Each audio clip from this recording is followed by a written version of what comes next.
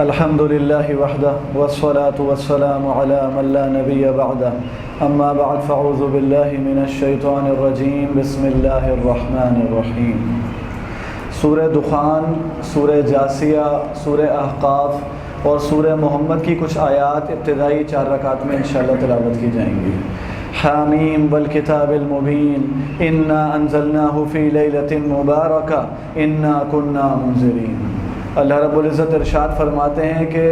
ہم نے اس قرآن مجید کو لیلہ مبارکہ کے اندر، لیلۃ المبارکہ، لیلۃ القدر کے اندر نازل کیا۔ انا انزلناہ فی لیلۃ القدر، یہ آسمانی جو کتابیں ہیں ان کا اللہ رب العزت کے اس مبارک مہینے، اس رمضان المبارک سے بڑا گہرا تعلق ہے۔ یعنی کہ جتنی آسمانی کتابیں پہلے بھی نازل ہوئی ہیں یہ رمضان المبارک میں ہی نازل ہوتی رہی ہیں۔ یہاں بھی یہ فرمایا جا رہا ہے کہ یہ لیلہ مبارکہ یعنی لیلۃ القدر کے حوالے سے کہ اسی مبارک رات کے اندر اللہ رب العزت نے قرآن مجید کو نازل کیا۔ انا کنا منذرین فیہا یفرق کل امر حکیم، تمام جو امور ہیں جن کے فیصلے سپرد کیے جاتے ہیں، یعنی اللہ رب العزت کے پاس تقدیر کے اندر فیصلے تو لکھے جا چکے، لیکن ہر سال فرشتوں کو جو امور سپرد کیے جاتے ہیں کہ دنیا میں کیا کیا معاملات ہوں گے، کس کے ساتھ کیا کیفیت ہوگی، کون مر جائے گا، کس کو اللہ رب العزت اولاد عطا کرے گا، کس پر مصیبت آئے گی، کس کے ساتھ خیر کے معاملات ہوں گے، تو جو نافذ کرنے والے فرشتے ہیں ان کو پورے سال کے اعتبار سے اسی رات کے اندر اللہ رب العزت یہ فیصلے سپرد فرماتے ہیں۔ فرمایا لا الہ الا هو یحیی و یمیت ربکم و رب آبائکم الاولین بل ہم فی شک یلعبون۔ اللہ رب العزت کے سوا کوئی معبود نہیں، وہی زندہ کرتا ہے اور وہی مارتا ہے اور وہی تمام لوگوں کا رب ہے، لیکن یہ شک میں پڑے ہوئے ہیں، یہ اللہ رب العزت کی وحدانیت کے اوپر یقین نہیں رکھتے۔ فارتقب یوم تأتی السماء بدخان مبین، تو ان کو ڈر جانا چاہیے کہ وہ عنقریب جو ایک دھواں برآمد ہوگا۔ فرمایا یوم نبطش البطشۃ الکبریٰ انا منتقمون، کہ جب وہ وقت آئے گا کہ جب ہم ان کی بڑی سخت گرفت کریں گے تو پھر ان کو انتقام لے کر چھوڑیں گے۔ موسیٰ علیہ السلام کے قصے کو اللہ رب العزت نے یہاں ذکر فرمایا وَلَقَدْ فَتَنَّا قَبْلَهُمْ قَوْمَ فِرْعَوْنَ وَجَاءَهُمْ رَسُولٌ كَرِيمٌ، کہ اللہ رب العزت نے موسیٰ علیہ السلام کو فرعون کے پاس بھیجا جو اس کو اللہ رب العزت کی وحدانیت کے بارے میں بتاتے، اللہ کی معرفت کے بارے میں بتاتے، اور جب وہ سرکشی کرتا رہا یہاں تک کہ حجت تمام ہو گئی اور اللہ رب العزت کی طرف سے اس پر عذاب آیا، اور جیسے کہ آپ جانتے ہیں کہ اللہ نے اس کو پانی میں غرق کر دیا۔ آگے فرمایا فَمَا بَكَتْ عَلَيْهِمُ السَّمَاءُ وَالْأَرْضُ، نہ تو اس پر کوئی زمین میں رویا اور نہ اس پر کوئی آسمان میں رونے والا تھا۔ وَمَا كَانُوا مُنذَرِينَ، اور نہ اس کو مہلت دی گئی۔ یعنی یہ اللہ رب العزت کا نظام ہے کہ جو اس دنیا سے رخصت ہو جاتا ہے تو دو میں سے کوئی ایک معاملہ ہوتا ہے، کوئی نہ کوئی ایک مخلوق ضرور راحت پاتی ہے۔ بعض اوقات تو وہ ایمان والے جب دنیا سے رخصت ہوتے ہیں تو وہ عافیت اور سکون کے اندر آ جاتے ہیں، اطمینان کے اندر آ جاتے ہیں، ان کو وہ فضیلت ملنا شروع ہو جاتی ہے، ان کے ساتھ خیر کا معاملہ ہونا شروع ہو جاتا ہے، چاہے دنیا میں کتنی ہی مصیبتیں کیوں نہ ہوں۔ اور جب کوئی برا شخص اس دنیا سے جاتا ہے تو پھر اس سے وہ دنیا والے خیر کے اندر آ جاتے ہیں، اس کے جانے سے، اس کے فتنے کے ختم ہو جانے سے وہ دنیا والے امن کے اندر آ جاتے ہیں۔ نبی صلی اللہ علیہ وسلم کی روایت صحیح سنن نسائی کے اندر سیدنا ابو قتادہ رضی اللہ تعالیٰ عنہ سے موجود ہے کہ آپ نے فرمایا کہ یہ جب برا شخص دنیا سے رخصت ہوتا ہے تو یہ درخت، یہ چرند پرند، یہ تمام زمین اور یہ لوگ اس سے راحت پا جاتے ہیں۔ تو یہی فرمایا فرعون کے حوالے سے کہ زمین والے بھی راحت میں آ گئے، آسمان والے بھی راحت میں آ گئے، کہ جب شخص دنیا سے رخصت ہوتا ہے تو برے شخص کے جانے سے اہل حق کو اور اہل خیر کو عافیت میسر آتی ہے۔ سورہ جاثیہ کا آغاز ہوتا ہے، فرمایا حامیم تنزیل الکتاب من اللہ العزیز الحکیم، یہ اللہ رب العزت کی طرف سے نازل کردہ کتاب ہے جو کہ غالب ہے اور حکمت والا ہے۔ اللہ رب العزت نے اپنی نشانیوں کا تذکرہ فرمایا، اللہ نے زمین کو بنایا، زمین میں اللہ رب العزت نے سبزے کو اگایا، اللہ نے پہاڑوں کو اس میں رکھا، اور بہت ساری اللہ رب العزت نے اپنی نعمتوں کو بیان کیا تاکہ انسان اس سے اللہ رب العزت کی معرفت تک پہنچ سکے۔ فرمایا حسب الذین اجترحوا السیئات ان نجعلهم كالذین آمنوا وعملوا الصالحات سواء، کیا ایسا یہ لوگ گمان کرتے ہیں کہ وہ لوگ جو ایمان لانے والے، اللہ رب العزت پر نیکیاں کرنے والے، اعمال صالحہ کو انجام دینے والے وہ اور وہ لوگ جو برے اعمال کرتے ہیں، اللہ پر ایمان نہیں رکھتے، ہم ان کو برابر کر دیں گے۔ سواء محیاہم ومماتہم ساء ما یحکمون، یہ سمجھتے ہیں ان کا جینا مرنا برابر ہو جائے گا۔ اللہ رب العزت کیا ایسا نظام نہیں ہے۔ اللہ رب العزت کیا تو جس نے جو اعمال کیے ہیں اسی کے مطابق اس کو جزا دی جائے گی۔ وَتَرَىٰ كُلَّ أُمَّةٍ جَاثِيَةً كُلُّ أُمَّةٍ تُدْعَىٰ إِلَىٰ كِتَابِهَا، وہ قیامت کا وہ ہولناک دن ہے کہ آپ دیکھیں گے کہ امتیں اپنے گھٹنوں کے بل پڑی ہوئی ہوں گی اور ان کے سامنے پھر ان کے اعمال نامے ظاہر کیے جائیں گے۔ الیوم تجزون ما کنتم تعملون، کہ آج وہ بدلے کا دن ہے کہ تمہیں جو تم اعمال کیا کرتے تھے اس کا بدلہ تمہیں دے دیا جائے گا۔ ھذا کتابنا ینطق علیکم بالحق، یہ کتاب جو ہے وہ حق کے ساتھ بیان کرتی ہے، یہ کتاب حق بولتی ہے۔ انا کنا نستنسخ ما کنتم تعملون، کہ وہ تمام باتیں نوٹ ہو چکی، وہ لکھی جا چکی، ان کا حساب ہوگا جو تم عمل کیا کرتے ہو۔ فاما الذین آمنوا وعملوا الصالحات فیدخلهم ربهم فی رحمتی، ہاں وہ لوگ جو ایمان لانے والے، عمل صالح کو اختیار کرنے والے، ان کے لیے اللہ رب العزت ان کو اپنی رحمت کے ساتھ جنات کے اندر داخل کریں گے۔ ذالک هو الفوز المبین، اور یہ ایک بہت بڑی کامیابی ہے۔ سورہ احقاف کا آغاز ہوتا ہے۔ سورہ احقاف ایسے موقع پر نازل ہوئی کہ جب نبی صلی اللہ علیہ وسلم مکے میں لوگوں کو دعوت دے رہے تھے اور آپ کو شدید قسم کے رد عمل کا سامنا تھا، آپ کو تکلیفیں اور مصیبتیں پہنچائی جا رہی تھیں، یہاں تک کہ آپ صلی اللہ علیہ وسلم پریشان ہو گئے۔ اور اسی سال ابو طالب جو آپ کی ہر قدم کے اوپر رہنمائی کیا کرتے، آپ کا خیال کرتے تھے، لوگوں سے آپ کو بچایا کرتے تھے، وہ بھی انتقال کر گئے۔ امی خدیجہ رضی اللہ عنہا بھی دنیا سے رخصت ہو گئیں، اور آپ صلی اللہ علیہ وسلم پر ان مشرکین کے ظلم اور زیادہ ہو گئے۔ تو آپ صلی اللہ علیہ وسلم نے طائف کا رخ فرمایا کہ میں ان لوگوں کو دعوت دوں کہ شاید یہ لوگ دین کو قبول کر لیں۔ آپ صلی اللہ علیہ وسلم طائف جاتے ہیں تو وہاں پر بھی بدترین رد عمل دیکھنے میں آیا۔ آپ جانتے ہیں کہ انہوں نے اوباش لوگوں کو آپ کے پیچھے لگا دیا جو آپ کو پتھر مارتے تھے، اور آپ کے جسم مبارک سے خون آپ کے جوتوں میں جمع ہو جاتا۔ آپ صلی اللہ علیہ وسلم وہاں سے واپس آئیں اور راستے کے اندر سیدنا جبرائیل علیہ السلام آتے ہیں اور پہاڑوں کے فرشتے کو لے کر آتے ہیں کہ آپ حکم فرمائیں تو یہ فرشتہ موجود ہے، یہ ان بستی کو پہاڑوں کے درمیان پیس کر رکھ دے۔ تو اللہ کے نبی صلی اللہ علیہ وسلم جو رحمت للعالمین تھے، آپ نے فرمایا یہ نہیں، ان کی قوم، ان کی جو وہ نسل ہے ان میں سے لوگ اللہ رب العزت ان کو ایمان کی توفیق عطا فرمائے گا۔ اور پھر وادی نخلہ کے قریب آپ صلی اللہ علیہ وسلم کے پاس جنات کا ایک گروہ آیا، وَإِذَا صَرَفْنَا إِلَيْكَ نَفَرًا مِّنَ الْجِنِّ يَسْتَمِعُونَ الْقُرْآنَ، کہ وہ آپ صلی اللہ علیہ وسلم کی زبان مبارک سے قرآن مجید کو سنتے۔ فَلَمَّا حَضَرُوهُ قَالُوا أَنصِتُوا فَلَمَّا قُضِيَ وَلَّوْا إِلَىٰ قَوْمِهِمْ مُنذِرِينَ، کہ وہ لوگ جب سنتے تھے تو اپنے لوگوں سے کہا کہ خاموش ہو جاؤ، کچھ ہم ایک کلام سن رہے ہیں۔ اور جب بات مکمل ہو چکی تو پھر انہوں نے کہا کہ ہم اپنی قوم کی طرف جاتے ہیں، یعنی وہ فوراً اس کے اوپر ایمان لانے والے تھے۔ جب انہوں نے اس کلام کو سنا تو اللہ نے ان کو ہدایت نصیب فرمائی، تو انہوں نے کہا ہم اپنی قوم کو جا کر اس پیغام کے بارے میں ڈراتے ہیں، یا قومنا اجیبوا داعی اللہ وآمنوا بہ یغفر لکم من ذنوبکم، کہ ہماری قوم تم ایمان لے کر آ جاؤ، جو اللہ رب العزت نے حکم بیان فرمایا ہے، اور اللہ رب العزت تمہارے گناہوں کو معاف کر دے گا، ویجرکم من عذاب علیم، اور اللہ رب العزت تمہیں عذاب علیم سے بچائے گا۔ اور فرمایا ومن لا یجب داعی اللہ فلیس بمعجز فی الارض، جو ایمان نہیں لائے گا، جنات کہتے ہیں کہ ہم اللہ کو زمین کے اندر عاجز نہیں کر سکتے،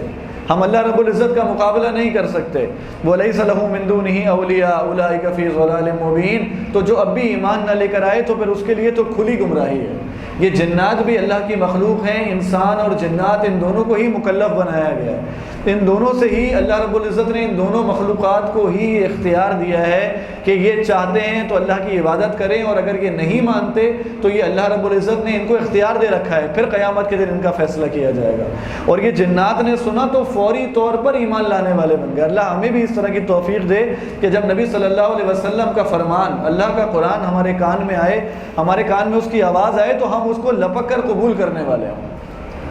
فرمایا وَيَوْمَ يُعْرَضُ الَّذِينَ كَفَرُوا عَلَى النَّارِ، کہ وہ دن ہوگا جب کافر آگ پر پیش کیے جائیں گے۔ اذهبتم طیباتکم فی حیاتکم الدنیا، ان سے کہا جائے گا دنیا میں بڑے مزے کی اور عیاشی کی زندگی گزار کر آئے ہو تم، فاستمتعتم بها فاليوم تجزون عذاب الہون بما کنتم تستکبرون، کہ جو تم دنیا میں تکبر کیا کرتے تھے تو آج تمہیں بدترین عذاب کا نشانہ بنایا جائے گا۔ صحابہ کرام کے بارے میں آتا ہے کہ یہ آیت کافروں کے بارے میں نازل ہوئی ہے، کافروں سے کہا جا رہا ہے کہ دنیا کے اندر تم آخرت کو بھول جاتے ہو اور بے فکر ہو کر زندگی گزارتے ہو، اور تم اللہ کی آیات سے تکبر کرتے ہو، تو اب تم اللہ کے پاس آئے ہو تو اب تمہیں بتایا جائے گا کہ عذاب کیا چیز ہے۔ اور صحابہ کرام کے بارے میں آتا ہے، ان کے پاس جب اللہ کے رسول صلی اللہ علیہ وسلم دنیا سے رخصت ہو گئے تو سیدنا عبد الرحمن ابن عوف رضی اللہ عنہ کے سامنے دسترخوان جب وسیع ہوا تو وہ دیکھ کر رونے لگتے اور وہ ڈر جاتے اور وہ کہتے ہیں کہ مجھ سے تو مصعب بن عمیر بہتر تھے، وہ تو شہید ہو گئے، انہیں کچھ بھی نہیں ملا، ان کا تو کفن اتنا مختصر تھا کہ سر ڈھانپتے تھے تو پیروں کے اوپر جو ہے وہ کفن نہیں پہنچتا تھا، سیدنا حمزہ مجھ سے بہتر رہے، اور پھر وہ رونے لگتے ہیں اور اس کے بعد وہ دسترخوان سے اڑ جاتے ہیں۔ یعنی وہ اتنا ڈرا کرتے تھے کہ کہیں ایسا تو نہیں ہے کہ اللہ نے ہمیں ہمارے اعمال کا بدلہ دنیا میں ہی دے دیا ہے اور آخرت میں ہمارے لیے کچھ نہ بچے۔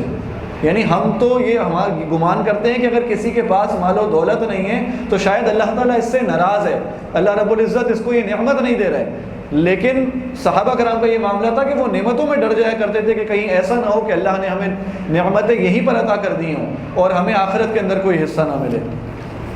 سورہ محمد کا آغاز ہوتا ہے، سورہ محمد کا ایک نام القتال بھی ہے،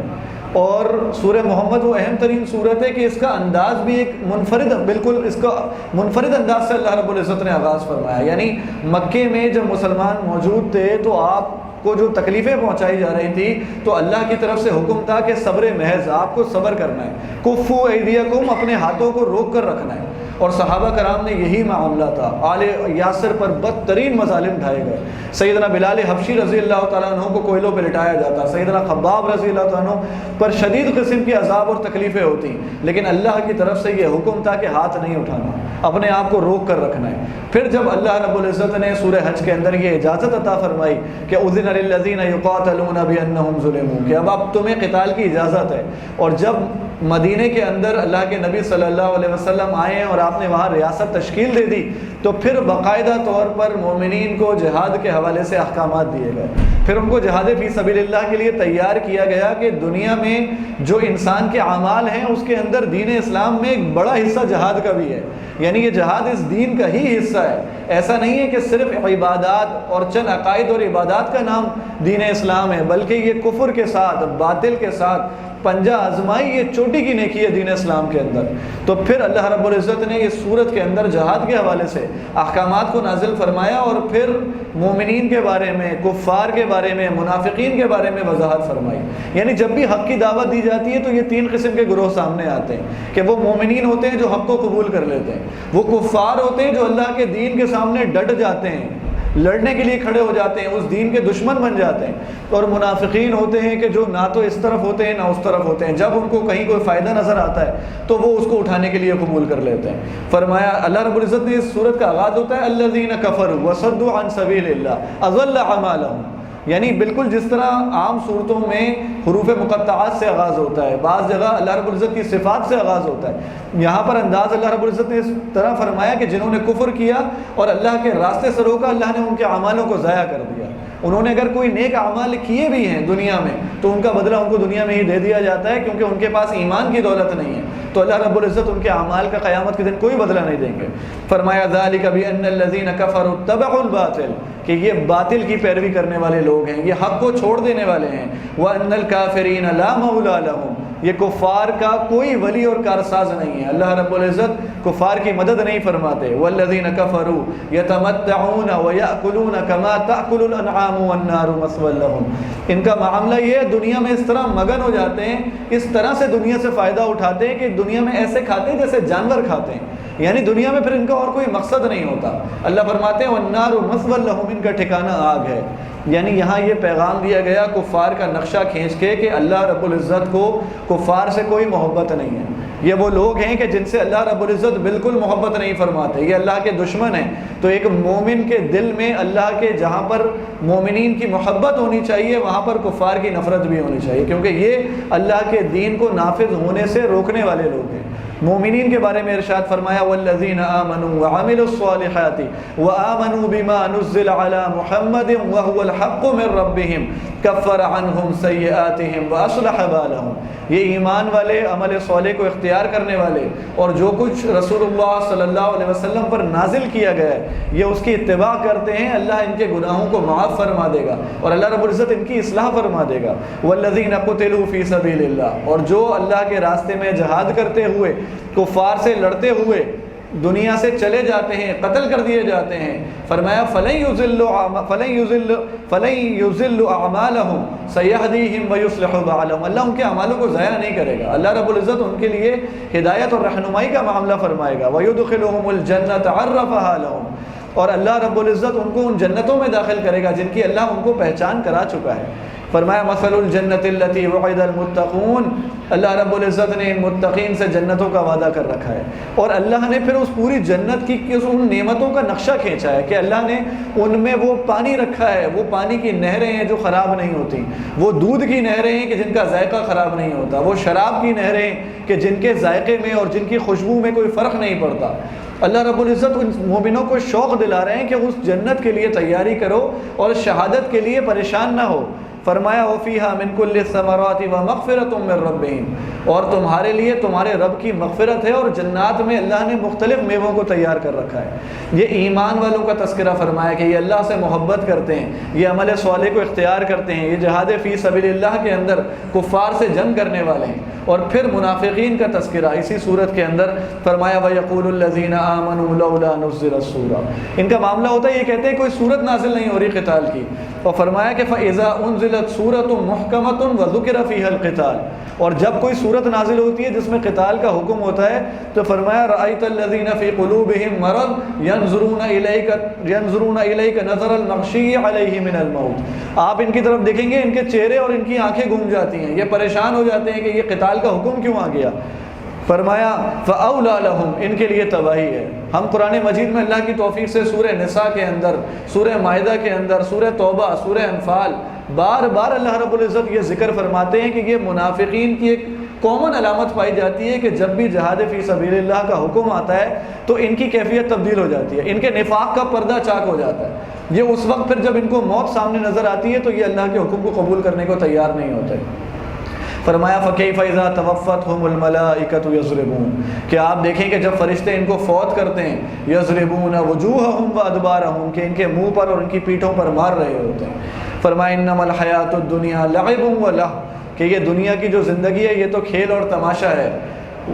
یؤتکم اجورکم ولا یسألکم انبار وان تؤمنوا وتتقوا، اگر تم ایمان لے آؤ اور تقوی اختیار کرو تو اللہ رب العزت تمہیں اجر عطا فرمائے گا، اور اللہ تم سے تمہارے مالوں کو طلب نہیں کرتا۔ اور اسی سورہ محمد کی آخری آیت فرمایا وَإِن تَتَوَلَّوْا يَسْتَبْدِلْ قَوْمًا غَيْرَكُمْ، کہ اگر تم یہ مومنین کا راستہ اختیار نہ کرو، یہ جہاد فی سبیل اللہ کے راستے کو چھوڑ دو، وَإِن تَتَوَلَّوْا يَسْتَبْدِلْ قَوْمًا غَيْرَكُمْ ثُمَّ لَا يَكُونُوا أَمْثَالَكُمْ، تو اللہ رب العزت اس بات پر قادر ہے کہ وہ دوسری قوم لے آئے گا اور وہ تمہاری طرح کی نہیں ہوگی۔ تو اس صورت کے اندر اللہ رب العزت نے کفار کے معاملات کو واضح کیا، مومنین کے معاملات کو واضح کیا، اور منافقین کے معاملات کو بھی واضح کر دیا تاکہ ہم مومنین کے راستے کو اختیار کرنے والے بن جائیں۔ اور اللہ رب العزت نے جو وعدہ فرمایا ہے، جو مغفرت کا وعدہ ہے، جو اللہ رب العزت نے جنات کے اندر باغات کا وعدہ کیا ہے، اپنی رضا کا وعدہ کیا ہے، ہم اس کے لیے مصداق بن جائیں۔ سورہ فتح کا آغاز ہوتا ہے اِنَّا فَتَحْنَا لَكَ فَتَحًا مُبِينًا، یہ صلح حدیبیہ سے متعلق ہے، اور اس کا پس منظر اس انداز سے ہے کہ ہم ابھی سورہ احزاب پڑھ کر آئے ہیں۔ سورہ احزاب آپ کو معلوم ہے کہ غزوہ خندق جو ہے یعنی یہ 5 ہجری میں ہوا، اور 5 ہجری میں جیسے کہ ہم نے اللہ کی توفیق سے پڑھا کہ وہ مشرکین نے تمام قبائل کو ملا کے آپ کا گھیراؤ کر لیا تھا، اور ان کی پوری کوشش تھی کہ صفحہ ہستی سے ان کو مٹا دیا جائے، اور پھر آپ نے خندقیں کھودی صحابہ کے ساتھ مل کے، اور پھر 1 مہینے کا انہوں نے محاصرہ کر رکھا تھا، اور اس 1 مہینے کے محاصرے کے بعد اللہ رب العزت نے وہ آندھی اور وہ ہوا بھیجی کہ جنہوں نے ان کے خیموں کو اکھاڑ دیا اور وہ واپس چلے گئے۔ اب یہ 6 ہجری کا واقعہ ہے، نبی صلی اللہ علیہ وسلم نے خواب دیکھا ہے کہ آپ عمرے کے لیے جا رہے ہیں، اور آپ صلی اللہ علیہ وسلم نے صحابہ کو حکم دیا کہ ہم عمرے کے لیے جائیں گے۔ اب 1400 صحابہ کرام آپ کے ساتھ جا رہے ہیں، اور اندازہ لگائیے کہ اب صورتحال یہ ہے کہ 1 سال پہلے ہی ان کی طرف سے بھرپور حملے کا معاملہ ہوا ہے، اور اب ان کے نرغے میں جانے والی بات ہے، مطلب ان کے درمیان مکے جانا ہے، مدینے کے اندر موجود ہیں اور ان مشرکین کے درمیان جانا ہے، اور جب عمرے کے لیے جا رہے ہیں تو ظاہر ہے کہ وہ کوئی ہتھیار اور وہ ساری چیزیں لے کے تو نہیں جا سکتے، یعنی وہاں کے دستور کے مطابق ایک آدمی ایک تلوار اپنے پاس میان میں رکھ سکتا ہے اور بس۔ اب یہی ایک بہت بھاری حکم تھا، منافقین کی حالت خراب تھی، انہوں نے کہا کہ یہ وہاں پر گئے اور ان پر مشرکین ٹوٹ پڑیں گے اور یہ سیدھا سیدھا جو ہے وہ معاملہ خراب ہو جائے گا۔ اللہ رب العزت نے بیان فرمایا سَيَقُولُ لَكَ الْمُخَلَّفُونَ مِنَ الْأَعْرَابِ شَغَلَتْنَا أَمْوَالُنَا وَأَهْلُونَا فَاسْتَغْفِرْ لَنَا يَقُولُونَ بِأَلْسِنَتِهِم مَّا لَيْسَ فِي قُلُوبِهِمْ، یہ آپ سے کہیں گے کہ ہم تو اپنے مال کے اندر، اہل و عیال کے اندر مشغول ہو گئے، آپ ہمارے لیے اللہ سے مغفرت طلب کریں۔ اللہ رب العزت فرماتے ہیں کہ جو ان کی زبان سے بات نکلتی ہے وہ ان کے دل کے اندر موجود نہیں ہے، لیکن صحابہ کرام کو اللہ نے وہ فضیلت بخشی، اس جماعت کو اللہ نے منتخب فرمایا، نبی صلی اللہ علیہ وسلم کا حکم تھا، وہ آپ کے ساتھ روانہ ہو گئے، لوگوں نے احرام باندھا، احرام باندھنے کے بعد آپ صلی اللہ علیہ وسلم جب وہاں پہنچے ہیں تو اب وہ مشرکین بھی اس حالت میں بڑے پریشان تھے کہ وہ یہ دیکھ رہے تھے کہ یہ لوگ کس طرح ہمارے قریب آ رہے ہیں، یہ کیا سوچ کے آ رہے ہیں، اب ہم ان کو اگر روکتے ہیں تو عرب کے اندر یہ چرچا ہوگا کہ یہ جو ہے وہ عمرہ نہیں کرنے دے رہا ہے، کیونکہ مشرکینوں کا یہ معاملہ تو تھا کہ وہ حاجیوں کی خدمت کرنا، وہ خانہ کعبہ کے متولی ہونے کی بات کرنا، اب وہ لوگوں کے سامنے کیا چیز پیش کریں، اور اگر نہیں روکتے تو یہ تو پھر آ کر مکے کے اندر کھلے عام طواف کریں گے، مکے میں گھومیں گے، تو ان کی طاقت اور ان کے معاملات جو ہے وہ واضح ہوں گے۔ بہرحال انہوں نے اپنی رسم و رواج کے خلاف ان کو روکنے کا بندوبست کیا اور انہوں نے کہا کہ ہم آپ کو عمرہ نہیں کرنے دیں گے۔ اب نبی صلی اللہ علیہ وسلم صحابہ کرام کے ساتھ موجود ہیں اور آپ نے سیدنا عثمان غنی رضی اللہ تعالیٰ عنہ کو بھیجا ہے، اور جب آپ نے ان کو قاصد بنا کر بھیجا ہے کہ وہ ان سے گفت و شنید کریں، اور یہاں پر یہ افواہ پھیل گئی کہ مشرکین نے سیدنا عثمان غنی رضی اللہ تعالیٰ عنہ کو قتل کر دیا، ان کو شہید کر دیا، پھر آپ صلی اللہ علیہ وسلم نے تمام صحابہ کے ساتھ وہاں پر بیعت فرمائی، یعنی موت کے اوپر بیعت تھی کہ ہم سیدنا عثمان کا بدلہ لیں گے۔ اللہ رب العزت اس بیعت کو بیان فرماتے ہیں کہ ان الذین یبایعونک انما یبایعون اللہ ید اللہ فوق ایدیہم، کہ یہ جو بیعت کر رہے تھے اللہ رب العزت کے ساتھ بیعت کر رہے تھے اور اللہ کا ہاتھ ان کی بیعت کے اوپر تھا، بیعت رضوان اس کو کہا گیا۔ ان صحابہ کرام کی الگ ایک خاص فضیلت ہے کہ جنہوں نے اس موقع پر موت کے اوپر بیعت کی کہ ہم سیدنا عثمان کا بدلہ لیں گے۔ باہر کے سیدنا عثمان رضی اللہ عنہ واپس آ گئے، وہ افواہ تھی، اللہ نے ان کو محفوظ رکھا۔ اب جب وہ مشرکین آئے ہیں اور کیفیت یہاں تک پہنچی کہ آپس میں پھر اس نوبت پہ آ گئے کہ ہم صلح کر لیتے ہیں، ہم کوئی معاہدہ طے کر لیتے ہیں۔ اب جب معاہدہ طے کرنے کی باری آئی ہے تو مشرکین کی طرف سے جو شقیں تھیں معاہدے کی، جو وہ باتیں لے کر آئے تھے، وہ ایسی معلوم ہوتی تھی کہ جب مسلمان اس پر معاہدہ کریں تو ایسا لگتا تھا کہ بہت دب کر اور انہی کی شرائط کو مان کے معاہدہ کیا جا رہا ہے۔ ان شقوں میں ایک شق یہ بھی تھی کہ اگر کوئی مسلمان مکے سے یعنی ہمارے پاس سے نکل کے تمہارے پاس آ گئے تو تم اس مسلمان کو ہمیں واپس کر دو گے، اور اگر تمہارے پاس سے کوئی نکل کے ہمارے پاس آتا ہے ہم اس کو واپس نہیں کریں گے۔ یعنی سیدھا سیدھا ایسا لگ رہا تھا دیکھنے کے بعد، اس وقت ایک بڑے امتحان کی کیفیت تھی کہ کیا ہم دب کے اس انداز سے ان سے معاہدہ کیوں کریں۔ ایک یہ کیفیت تھی کہ 10 سال تک جنگ نہیں ہوگی، کوئی قبیلہ جس کے ساتھ ملنا چاہتا ہے اس کے ساتھ مل جائے، اور جب یہ والی مسلمان والی شرط تھی، عین اسی موقع کے اوپر سیدنا ابو جندل رضی اللہ تعالیٰ زخمی حالت میں مشرکین کے پاس جو ہے وہ قید تھے، انہوں نے وہاں سے اپنے آپ کو چھڑایا ہے، بھاگے ہیں اور کسی انداز سے آپ صلی اللہ علیہ وسلم کے قدموں میں پہنچ گئے۔ اب یہاں معاہدہ لکھا جا رہا ہے، معاہدہ ہو چکا ہے، بات چیت ہو چکی ہے، اور ایک مسلمان قیدی زخمی حالت کے اندر آ گئے۔ اب صحابہ کرام تو دیکھ کر تڑپ اٹھے، بےتاب ہو گئے کہ ایک مسلمان بھائی ہے زخمی حالت میں اور وہ اس انداز سے آ گئے، اور مشرکین نے کہا آپ ان کو واپس کر دیں کیونکہ یہ تو ہماری بات طے ہو چکی ہے، اس کو تو اس بندے کو ہم اپنے ساتھ واپس لے کر جائیں گے۔ کیا درد کی کیفیت ہوگی۔ صحابہ کرام بھی حیران و پریشان ہیں، لیکن اللہ کے نبی صلی اللہ علیہ وسلم کے پاس خاموش ہیں، اور وہ ابو جندل بھی اللہ کے نبی صلی اللہ علیہ وسلم کو دیکھ رہے ہیں کہ آپ حکم فرمائیں۔ کوشش بھی ہوئی، بات ہوئی، آپ صلی اللہ علیہ وسلم نے معاہدے کی پاسداری کی، ٹھیک ہے تم واپس جاؤ۔ سیدنا عمر بن خطاب رضی اللہ عنہ نے اس موقع پر ساری عمر استغفار کرتے رہے، ان سے کہنے لگے اللہ کے رسول صلی اللہ علیہ وسلم ہم حق پر نہیں ہیں، آپ اللہ کے رسول نہیں ہیں، تو ہم یہ اس انداز سے ان سے کیوں معاہدہ کر لیں۔ اللہ کے نبی صلی اللہ علیہ وسلم نے فرمایا کہ ابن الخطاب انی رسول اللہ، میں اللہ کا رسول ہوں، یعنی کہ میں کوئی بھی کام کرتا ہوں تو اللہ کے حکم کے بغیر نہیں کرتا۔ سیدنا ابو بکر صدیق نے بھی سیدنا عمر سے یہ کہا کہ یہ اللہ کے رسول ہیں، جو معاملہ ہے چھوڑ دو، بس ایمان لے کے۔ اب یہ احرام پہنے ہوئے ہیں، اور اس میں ایک شق یہ بھی ہے کہ اس سال عمرہ نہیں ہوگا، واپس جاؤ اگلے سال عمرے کے لیے آنا۔ اس تمام کیفیت کے باوجود صحابہ کرام کو اللہ رب العزت نے وہ اطاعت کا جذبہ دیا کہ دل میں شدید تکلیف تھی لیکن خاموش تھے، اور اللہ کے نبی صلی اللہ علیہ وسلم کی اطاعت پر سر تسلیم خم کیے ہوئے تھے۔ اور پھر آپ صلی اللہ علیہ وسلم وہاں سے واپس آئیں اور پھر اللہ رب العزت بیان فرماتے ہیں کہ انا فتحنا لک فتحا مبینا، یہ بڑی عظیم فتح ہے تمہاری۔ اور پھر اندازہ ہوا کہ یہ جو انہوں نے معاہدہ کیا ہے، تو سب سے پہلی بات تو یہ کہ انہوں نے آپ کو ایک ریاست تسلیم کیا ہے، یہ اس بات پر آمادہ ہو گئے کہ اب آپ کے ساتھ ہم جنگ کی کیفیت میں نہیں چل سکتے، اب ہمیں آپس میں بیٹھ کے کچھ ٹیبل پہ بات کرنی چاہیے، کیونکہ ہم آپ کو ایک فریق تسلیم کرتے ہیں، اب آپ کی ایک حیثیت ہے۔ اور دوسری سب سے بڑی بات یہ کہ اللہ نے اس کے ذریعے تبلیغ کا راستہ کھول دیا۔ جب جنگ بندی ہو گئی تو پھر مسلمانوں کے لیے وہ تبلیغ کا ایسا راستہ کھلا کہ یہ دین اسلام تو وہ شفاف اور وہ پاکیزہ دین ہے کہ اس کے قریب کوئی شخص جب ہوتا ہے تو پھر اس کی خیر و برکت تو دیکھنے لگتا ہے۔ سیدنا خالد بن ولید اسی کے بعد اسلام لے کر آئے، سیدنا عمر بن عاص رضی اللہ تعالیٰ عنہ اسی کے بعد اسلام لے کر آئے۔ تو اللہ کے نبی صلی اللہ علیہ وسلم نے فرمایا تھا کہ مکے نے اپنے جگر کے گوشوں کو ہمارے پاس ڈال دیا ہے،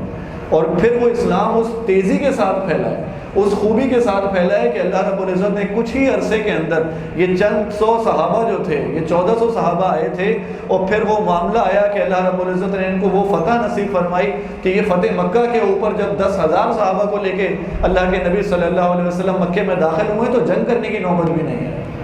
یعنی اندازہ لگائیے کہ اللہ رب العزت کے حکم کو تسلیم کرنا، اللہ کے نبی صلی اللہ علیہ وسلم کی بات کو مان لینا، بس اسی کے اندر بھلائی ہے، چاہے وہ سمجھ میں بات آتی ہے چاہے وہ سمجھ میں نہیں آتی۔ سیدنا عمر بن خطاب کہتے ہیں میں نے اس دن جو اللہ کے رسول سے پوچھ لیا، میں اپنی عمر جب تک تھی میں ہمیں صدقہ کرتا رہتا تھا کہ میرا دل اس بات پر مطمئن ہو جائے کہ مجھ سے یہ غلطی ہو گئی، مجھے اس وقت پوچھنا نہیں چاہیے تھا۔ میں سیدنا ابوبکر صدیق رضی اللہ تعالیٰ عنہ والا رویہ اختیار کر دے کہ جو اللہ کے رسول کہتے ہیں وہ ٹھیک ہے۔ اور وہ جو ابو جندل کو وہ لے گئے پکڑ کے، تو ابو بصیر رضی اللہ تعالیٰ عنہ بھی ایک صحابی تھے، ان کا بھی عجیب معاملہ ہوا کہ وہ ابو بصیر رضی اللہ تعالیٰ عنہ کو 2 مشرک لے جا رہے تھے، انہوں نے ایک کو قتل کیا اور ایک وہاں سے بھاگ گیا، اور وہ جا کر انہوں نے سمندر کے قریب کسی جگہ پر پناہ لے لی۔ پھر جو مسلمان وہاں سے بھاگتے وہ آ کے ابو بصیر کے پاس آ جاتے، ابو جندل بھی وہاں پہنچ گئے، ان کا پوری ایک جماعت بن گئی۔ اب مشرکین جب وہاں سے سفر کرتے تو یہ ان کے اوپر کارروائی کرتے، اور یہ ان کی حلق کا کانٹا بن گیا۔ اور اس کے بعد یہ ہوا کہ مشرکین نے آ کے اللہ کے رسول سے درخواست کی کہ بھائی آپ ان کو سنبھالیں یا آپ ان کو اپنے پاس رکھ لیں، ہم ان کو نہیں رکھ سکتے، یہ تو ہمارے لیے تو یہ ایک الگ مجاہدین کی جماعت تیار ہو گئی ہے۔ یعنی اللہ رب العزت کی حکمت اللہ ہی جانتا ہے۔ عسیٰ ان تکرہوا شیئا وہو خیر لکم، انسان بعض چیزوں کو پسند نہیں کرتا، وہ اس کے لیے بہتر ہوتی ہے۔ تو انسان کے ساتھ کسی قسم کے کوئی بھی حالات آ جائیں، وہ اگر اللہ کے نبی صلی اللہ علیہ وسلم سے محبت کرنے والا سر تسلیم خم کر دے، اطاعت کا جذبہ اپنے دل میں رکھے، تو پھر اللہ اس کے لیے بھلائی اور خیر کے دروازے کھول دیتا ہے۔ اللہ رب العزت نے صحابہ کی فضیلت میں آیات نازل فرمائیں کہ محمد الرسول اللہ والذین معہ اشداء علی الکفار رحماء بینہم، یہ آپ صلی اللہ علیہ وسلم کے جو ساتھی ہیں یہ کفار پہ بڑے سخت ہیں اور آپس میں بہت ہی رحم دل ہیں۔ وہ حلقہ یاراں تو بریشم کی طرح نرم، رزم حق و باطل ہو تو فولاد ہے مومن، یہ آپس میں ایک دوسرے کے لیے جان دینے والے۔ یہ تو شہادت کا موقع ہوتا، زخمی حالت میں میدان میں ہوتے، جان بلب بالکل روح نکلنے والی ہے، حلق میں کانٹے، پیاس کی کیفیت ہے، پانی طلب کرتے ہیں، پانی آتا ہے تو برابر میں کسی بھائی کی آواز آتی ہے جو زخمی ہے، تو اس کو اس وقت بھی کہتے ہیں کہ میرے بھائی کو پانی پلا دو، مجھے بعد میں، پہلے اس بھائی کو دے دو۔ وہ اس کے پاس پہنچتے ہیں تو وہ اگلے والے بھائی کی طرف بھیج دیتا ہے، یہاں تک کہ کسی کو بھی پانی نہیں ملتا، اور وہ تمام کے تمام جب پلٹ کر آتا ہے وہ شخص پانی پلانے تو وہ شہید ہو چکے ہوتے ہیں۔ اس آخری درد کی کیفیت میں بھی اپنے بھائی کا لحاظ کرنے والے، اپنے مومن بھائی سے محبت کرنے والے، اور اپنے بھائی کو اپنے اوپر ترجیح دینے والے۔ وَيُؤْثِرُونَ عَلَىٰ أَنفُسِهِمْ وَلَوْ كَانَ بِهِمْ خَصَاصَةٌ، یہ خود ضرورت مند ہوتے ہیں لیکن اپنے بھائی کو اپنے اوپر ترجیح دیتے ہیں۔ رُحَمَاءُ بَيْنَهُمْ تَرَاهُمْ رُكَّعًا سُجَّدًا يَبْتَغُونَ فَضْلًا مِّنَ اللَّهِ وَرِضْوَانًا، آپ ان کو دیکھیں گے کہ یہ رکوع کی حالت میں ہوں گے، یہ سجدے کی حالت میں ہوں گے۔ سِيمَاهُمْ فِي وُجُوهِهِمْ مِنْ أَثَرِ السُّجُودِ، ان کی جبینیں، ان کی کی پیشانیاں سجدوں کے نشانوں سے منقش ہوتی ہیں، اور فرمایا کہ سیماہم فی وجوہہم من اثر السجود ذالک مثلہم فی التوراۃ ومثلہم فی الانجیل۔ اللہ رب العزت نے ان کا تورات اور انجیل میں بھی تذکرہ فرمایا، کزرع اخرج شطأہ فآزرہ فاستغلظ فاستوى علی سوقہ یعجب الزراء لیغیظ بہم الکفار۔ نبی صلی اللہ علیہ وسلم کو ایک کاشتکار سے تشبیہ دی کہ جس طرح وہ اپنی فصل کو دیکھتا ہے، جب وہ لہلہا رہی ہوتی ہے تو وہ خوش ہو جاتا ہے۔ تو نبی صلی اللہ علیہ وسلم نے جو محنت فرمائی اور جو صحابہ کرام کی جماعت کو تیار فرمایا اللہ رب العزت کے حکم سے، تو آپ اس پر خوش ہو جاتے ہیں۔ فرمایا لیغیظ بہم الکفار، کفار ان کو دیکھ کر تکلیف میں آ جاتے ہیں۔ یہ کفار کی صفت ہے کہ نبی صلی اللہ علیہ وسلم کے صحابہ کے اوپر تبرہ کرتے ہیں، برا بھلا کہتے ہیں، اور ان کو دیکھ کر ان کے دلوں کے اندر تکلیف ہوتی ہے۔ وعد اللہ الذین آمنوا وعملوا الصالحات منکم مغفرۃ واجرا عظیما۔ اللہ رب العزت نے ان کی مغفرت، ان کی فضیلت اور ان کے لیے اجر عظیم کا وعدہ فرمایا۔ سورہ حجرات کا آغاز ہوتا ہے، یا ایھا الذین آمنوا لا تقدموا بین یدی اللہ ورسولہ واتقوا اللہ ان اللہ سمیع علیم، کہ ایمان والوں اللہ اور اس کے رسول سے آگے بڑھنے کی کوشش نہ کرو۔ واتقوا اللہ، اللہ سے ڈر جاؤ، وہ اللہ رب العزت سننے والا ہے اور جاننے والا ہے۔ مومن کے دل میں یہ بات راسخ ہو جائے، اس کے ایمان کے اندر یہ بات بیٹھ جائے کہ سب سے بہترین، آخری یعنی بلند ترین درجہ جو ہے وہ رسول اللہ صلی اللہ علیہ وسلم کا ہے، میں جتنا ان کے قریب ہونے کی کوشش کروں گا بس یہی میرے لیے بھلائی ہے۔ ایسا ممکن نہیں ہے کہ زندگی کے کسی شعبے کے اندر اللہ کے نبی صلی اللہ علیہ وسلم کی سنت موجود ہو اور کوئی مومن یہ تصور کرے کہ اس سے بہتر کوئی طریقہ ہو سکتا ہے۔ وہ چھوٹے سے چھوٹی بات ہو، وہ بیت الخلاء کے آداب ہوں، وہ ایوان بالا کی معاملات ہوں، دین اسلام نے رہنمائی فرمائی ہے۔ مومن کے دل میں یہ بات مضبوط ہونی چاہیے کہ اللہ کے رسول سے بہتر طریقہ کسی کا نہیں ہو سکتا۔ میری شکل و صورت، میری عادات، میرے اطوار، میرے معاملات، میری غمی، میری خوشی، میری زندگی، میری موت، ہر جگہ پر اللہ کے رسول صلی اللہ علیہ وسلم کی طرف سے رہنمائی موجود ہے۔ میں بس اللہ کے رسول کی سنت کو دیکھوں اور اس کے قریب ہونے کی کوشش کروں، بس یہی ہے کامیابی۔ اگر کوئی یہ تصور کرتا ہے کہ اس سے بہتر کوئی طریقہ ہو سکتا ہے تو پھر اس کی گمراہی کے اندر کوئی شک و شبہ کی گنجائش نہیں۔ فرمایا یا ایھا الذین آمنوا ان جاءکم فاسق بنبأ فتبینوا ان تصیبوا قوما بجہالۃ فتصبحوا علی ما فعلتم نادمین۔ تمہارے پاس مومنوں جب کوئی خبر آئے تو اس کی تحقیق کر لیا کرو، اس کو کنفرم کر لیا کرو، دیکھ لیا کرو کہ یہ بات صحیح ہے یا نہیں، کہیں ایسا نہ ہو کہ تم اس بات کو پھیلا دو اور پھر تم بعد میں اس میں شرمندہ ہو۔ ہمارے لیے تو اس وقت سوشل میڈیا کی حیثیت سے، میسج فارورڈ کرنے کی حیثیت سے یہ بات نہایت اہمیت کی حامل ہے کہ کسی اللہ کے نبی صلی اللہ علیہ وسلم کی حدیث بھی اگر ہمارے پاس کوئی آتی ہے اور ہم اس کے بارے میں یقینی یہ بات نہیں رکھتے کہ یہ اللہ کے رسول کا فرمان ہے یا نہیں ہے، تو ہمیں چاہیے کہ ہم پہلے اس کی تحقیق کر لیں۔ آج اس وقت یہ جو صورتحال تبدیل ہوتی ہے، یہ جو پورے شہر کی صورتحال بدل جاتی ہے ایک افواہ کی صورت میں، تو اس کے لیے کیا ہوتا ہے کہ وہ ایک افواہ ہوتی ہے جو انسان بغیر سوچے سمجھے اس کو پھیلا دیتا ہے، کہ جب تک اس کے پاس تصدیق نہیں ہوتی کہ یہ بات درست ہے یا نہیں ہے۔ نبی صلی اللہ علیہ وسلم فرماتے ہیں کہ آدمی کے جھوٹا ہونے کے لیے یہ کافی ہے کہ وہ سنی سنائی بات کو آگے بیان کر دے۔ آدمی کے جھوٹا ہونے کے لیے یہ کافی ہے، تو اس کی تصدیق کرنے کے بارے میں اسلام ہمیں رہنمائی فراہم کرتا ہے۔ فرمایا انما المؤمنون اخوہ فاصلحوا بین اخویکم واتقوا اللہ لعلکم ترحمون۔ یہ مومنین آپس میں بھائی ہیں، تو جب ان کے درمیان اختلاف ہو جائے تو صلح کرا دیا کرو، کوشش کیا کرو کہ ایک مومن دوسرے مومن سے لڑنے والا نہ ہو۔ جب بھی کوئی ایسی کیفیت ہو اور اگر کوئی ایک زیادتی کرنے والا ہو تو تم اس کے ساتھ اس کو زیادتی سے روکو اور کوشش کرو کہ آپس کے اندر صلح کا معاملہ ہو جائے۔ اور پھر 6 خصلتیں، 6 عادتیں جن کے بارے میں رہنمائی کی گئی کہ ان سے اپنے آپ کو بچاؤ تاکہ ایک پاکیزہ اور صالح معاشرہ وجود میں آ سکے۔ فرمایا لا یسخر قوم من قوم، کوئی قوم کسی کا مذاق نہ اڑائے۔ وہ نہیں جانتا کہ اللہ کے یہاں اس بندے کا کیا مقام ہے، اور اگر اس میں کوئی عیب بھی ہے تو اس کو یہ اجازت نہیں ہے کہ وہ اس کا مذاق اڑانے والا بنے۔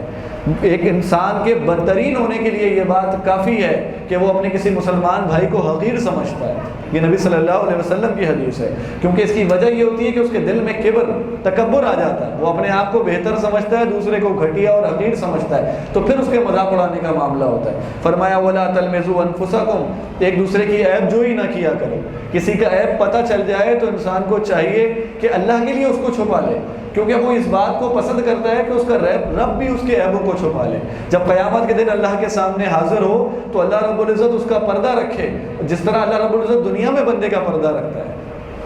فرمایا ولا تنابزوا بالالقاب، اور برے ناموں سے نہ پکارا کرو. اجتنبوا کثیرا من الظن ان بعض الظن اسم، بدگمانی سے بچا کرو. بعض ظن اور گمان جو ہوتے ہیں وہ گناہ ہوتے ہیں. آپس کے تعلقات صرف بدگمانی کی وجہ سے خراب ہو جاتے ہیں اور پوری کی پوری ایک عمارت بن جاتی ہے جبکہ اس کی حقیقت کچھ بھی نہیں ہوتی. جب کوئی بدگمانی کی کیفیت محسوس ہو تو بندہ اپنے بھائی سے باقاعدہ طور پر وضاحت سے گفتگو کر لے کہ مجھے آپ سے یہ بات محسوس ہوئی جس کے بارے میں یہ گمان کر رہا ہوں، تو آپ مجھے وضاحت کر دیں کہ مجھ سے یہ میں کوئی برا تو نہیں سوچ رہا. کیونکہ اکثر ایسے معاملات ہوتے ہیں کہ اس بھائی کے دل میں وہ بات بھی نہیں ہوتی. فرمایا ولا تجسسوا، اور تجسس نہ کیا کرو. ولا یغتب بعضکم بعضا، اور ایک دوسرے کی غیبت نہ کیا کرو. اس کے عیب کو اس کے پیٹھ پیچھے بیان نہ کرو، وہ عیب جو اس میں پایا جاتا ہے، کیونکہ تم میں سے کوئی اس بات کو پسند نہیں کرتا کہ وہ اپنے مردہ بھائی کا گوشت کھائے. فرمایا قالت الاعراب آمنا قل لم تؤمنوا ولكن قولوا اسلمنا، کہ عرابی یہ کہتے ہیں کہ ہم ایمان لے آئے. اللہ رب العزت فرماتے ہیں تم یہ نہ کہو کہ ایمان لے آئے، تم یہ کہو بھی تو ہم نے اسلام قبول کیا، ہم اسلام لے کر آئے. جب یہ دونوں صفت ایک ساتھ ذکر کی جاتی ہیں، اسلام اور ایمان، تو یہ اسلام پھر وہ ہے کہ جو انسان اقرار باللسان کرتا ہے، زبان سے اقرار کر لیتا ہے، لیکن جب یہ دل کے اندر داخل ہو جاتا ہے، تصدیق بالقلب ہو جاتا ہے، جب دل کی گہرائی سے اس کا اقرار کر لیتا ہے، اس کے اعمال سے یہ ظاہر ہونا شروع ہو جاتے ہیں، تو پھر یہ شخص کے دل کے اندر ایمان داخل ہو چکا ہوتا ہے. تو آج ہمیں اس بات کی ضرورت ہے کہ ہمارے دلوں کے اندر ایمان راسخ ہو جائے، ہمارے رگ و ریشے کے اندر ایمان راسخ ہو جائے جو ہمارے اعمال سے ظاہر ہو. اور اس بہترین رات کے اندر یہ تاخرات اللہ رب العزت نے پھر ہمیں عطا فرمائی. یہ تیسری تاخرات ہے. تو اللہ کی ہم عبادت کریں اس انداز سے کہ ہم اللہ سے شدید محبت کرتے ہیں. ہمارا یہ انداز ہونا چاہیے کہ ہمارے دل میں رب کی شدید محبت ہو اور ہم رب کے خوف کی وجہ سے رب کے سامنے کامل عاجزی اختیار کرنے والے ہیں. جب ہم اللہ سے دعا کرتے ہیں، اللہ کی عبادت کرتے ہیں، تو اللہ کی محبت ہمارے دل میں اس کا احساس ہونا چاہیے، کیونکہ اللہ کی رحمتوں کی کوئی انتہا نہیں ہے. ہمارے اوپر اللہ کے اتنے احسانات ہیں. یہ جو ہم عبادت بھی کر رہے ہیں، جو خیر کا ایک لفظ اگر ہم اپنی زبان سے نکالتے ہیں تو اس میں اللہ کی رحمت شامل حال ہوتی ہے. یہ اللہ کی محبت ہے، اللہ کی رحمت کا مظہر ہے کہ اس نے ہمیں یہ توفیق عطا فرمائی ہے، ورنہ ہماری یہ مجال نہیں کہ ہم کسی نیکی کے کام کو کرنے کا تصور بھی کر سکیں. تو ہم اللہ رب العزت کی محبت ہمارے دل کے اندر موجود ہو اور ہم اللہ کے سامنے کامل عاجزی اختیار کرنے والے ہوں. اللہ رب العزت عاجزی اختیار کرنے والوں کو بہت پسند فرماتے ہیں. اور بندے کے اندر کیا چیز ہے جس کے اوپر وہ تکبر کرے؟ تو کامل عاجزی ہو کہ اللہ کے سامنے تضرع اختیار کرنے والے ہوں اور ہمارے دل میں اللہ کا خوف موجود ہو. جب اس انداز سے ہم ان قیمتی راتوں کو گزاریں اور جب ہماری یہ راتوں کا اختتام ہونے لگے، ہماری عبادت کا آخری وقت ہو، تو اللہ سے استغفار کرنے والے. وبالاسحار هم يستغفرون، یہ ایمان والوں کی صفت ہے کہ جب رات کا وقت ختم ہونے لگتا ہے، ان کی عبادت کا وقت ختم ہو رہا ہوتا ہے، تو اللہ سے معافی مانگتے ہیں کہ اللہ تیری عبادت کا ہم حق ادا نہیں کر سکتے. حق یہ ہے کہ حق ادا ہی نہیں ہوا، یہ تیری توفیق سے ہم نے جو ٹوٹی پھوٹی عبادت کی، اللہ تو اس کو اپنی بارگاہ میں قبول کر لے. ہم سے جو کمی کوتاہی جو کچھ ہم سے ہو گیا، اللہ تو اس کے لیے ہماری مغفرت فرما لے. تو اس اخلاص کے ساتھ اور اس دعا کے ساتھ کہ اللہ ہمیں جہنم سے آزاد کر دے اور ہمیں جنت الفردوس میں داخلے کا مستحق بنا دے. فجزاکم اللہ خیرا واحسن الجزاء.